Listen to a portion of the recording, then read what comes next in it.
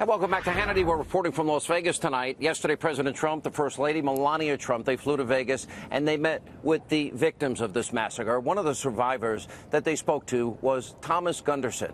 Thomas was shot in the leg on Sunday night, but despite his injury, Thomas made sure he got out of bed to greet the president. He explained this on Facebook. He said, "I will never lie down when the president of this great country comes to shake my hand. There may be plenty of issues in this country, but I will always respect my country, my president, my flag, and shot in the leg or not, I will stand to show my president the respect he deserves." Earlier today, we did in fact have the honor to go to a university medical center in southern Nevada. We spoke with Thomas Gunderson. Watch this. Thomas! How's it going, buddy? How are you? Doing well. I know I'm not the president. I apologize in advance. So I'm not standing up. How you doing? I'm doing all right. Can you believe the president comes here yesterday? First of all, you believe what happened. I'm very, very sorry. How you feeling? Honestly, I'm okay. I mean, can't quite walk yet, but I'm going to get there. Was it the president or the First Lady that got you to walk? I was the First Lady, if I'm being honest. No, right? No, you know, I had to. I told my family, the President of the United States comes in this room, no matter who the president is, you stand up and you shake their hand and show them the respect that they deserve. You know, that's how it works. It's a little hard when you were shot in the leg. No, I mean, it wasn't easy, but it wasn't like I stood the whole time. You know, I just wanted to show them respect. You know what? That went viral, and I agree with you. 100%. Let's talk a little bit about. So you're out, you're having fun. I love country music too. So you're at the concert. Yeah. What you remember obviously what happened? Where were you? What happened? I remember everything. But when it first started going off, it was like everybody thought it was fake. Or not, I shouldn't say fake. It sounded like it was the speakers malfunctioning, or maybe somebody setting off firecrackers. I mean, even Jason Aldean played for another 15, 20 seconds. The moment he started to run, the crowd started screaming, and then that's when I realized kind of what was going on. Where were you in relation to the stage? I was pretty far. I mean, I was on the east side of the stage, maybe 100, 200 feet back. There's a lot of railings and bars and stuff like that in between. And that's when you got hit? No, I didn't get hit till I was probably one of the last people to get hit. I've spent the entire 20 minutes in there. Listen, I think everybody in there, in their own right, is a hero for, you know, they did what they had to do. And I hear more and more stories, I mean, of amazing things people did. Honestly, amazing things people did. So yeah, we did that. And then at that point, you know, it was, like I said, it was about the end of it. It seemed, not that it was over, but almost everybody was kind of out of there. And the rounds were still going off, and we weren't seeing any gunshots. And I think our minds were so just focused on getting people out or finding him that we didn't really see the bodies around us. And we looked at each other and we said, "Oh, it's fake. Somebody's messing with us."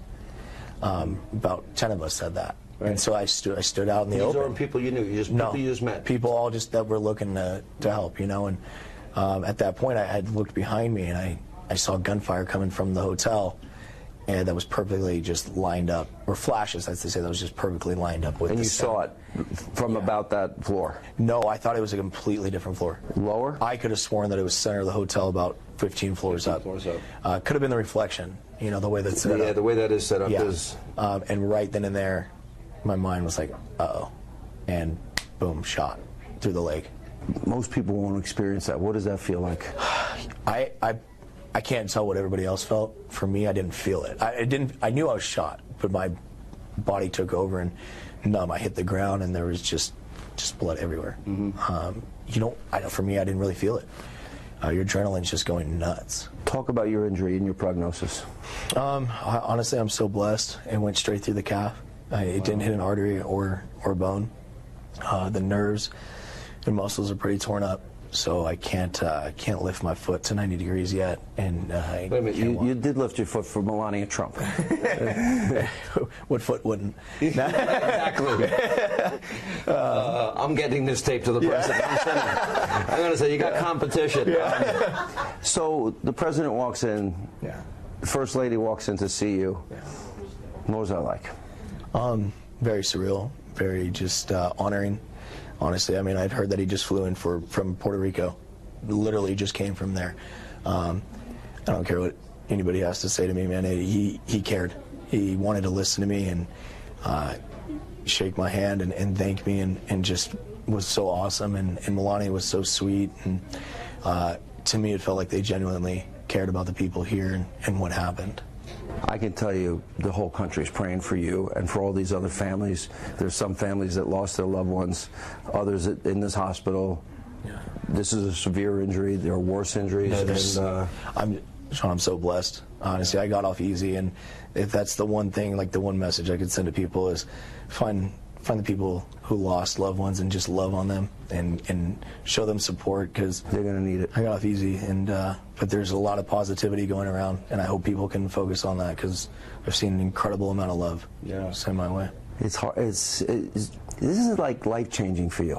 It is. This is a moment where you're never going to be the same. It's true, and I'm trying to do my best to use this stage to give a good message. It's not about fame, and I want people to know that. I happen to be in this hospital, happen to be able to meet the president. But you know, it's really good for America. I just want to say this to you. When you hear that somebody said, okay, I got my friends to safety, let me help other people, that shows how great we are. You know, this country's great, and people like you make it great because you put other people ahead of yourself. Everybody in there was great. Everybody did what they had to do, and everybody responded in the way they needed to respond, and everybody should feel honored for what they did. You know, we played about an hour before Jason got on stage. Big and Rich were on, and I've been friends with both of them, John Rich Moore, for many years. Yeah. Everybody had their cell phone up. I'll show you the video if you haven't seen it. It's unbelievable. Yeah. An hour later, you think this happens. Like, everyone's together. Yeah. Then you got a big political fight in the country, and everyone's, you know, does that bother you when you see that? No, I'm not going to give in to that. I can tell you, I mean, obviously, my video has gone viral, and there's a lot of comments, and probably 80–90% are beautiful comments and support, and I appreciate it so much. And there are some just horrific comments, and I'm reading every single one of them, and I'm not going to give in to that. And I get about 60% negative on my Facebook. I feel for you, because it doesn't always feel good, but you know what I mean? You respond in love, and there's nothing they can do with that. You know, meeting people like you, it inspires me too, and it reminds me of some of the military guys. I mean, you know, I'm sure in the days that you're going to be laid up here a little bit, and you obviously are getting back on your feet. If not, we'll call the First Lady, say, Melania, can you come back out to Vegas? Yeah. But you know, they go through all this every day. You know, so it makes you appreciate. I know that you appreciate. First thing I did was text actually my Marine buddy, Ken Fuqua, man. He's an awesome man, and I first thing I did was text him and just talk to him, and I mean, he's gone through this multiple times, you know, and I just wanted to talk to him because there is no one in the world I respect more than our military. They just don't. So those are our heroes for sure. Yeah. And they give us the freedom to go to these concerts. Absolutely. I feel special. I feel lucky because of that. So it's hard, you know. Those are the real heroes.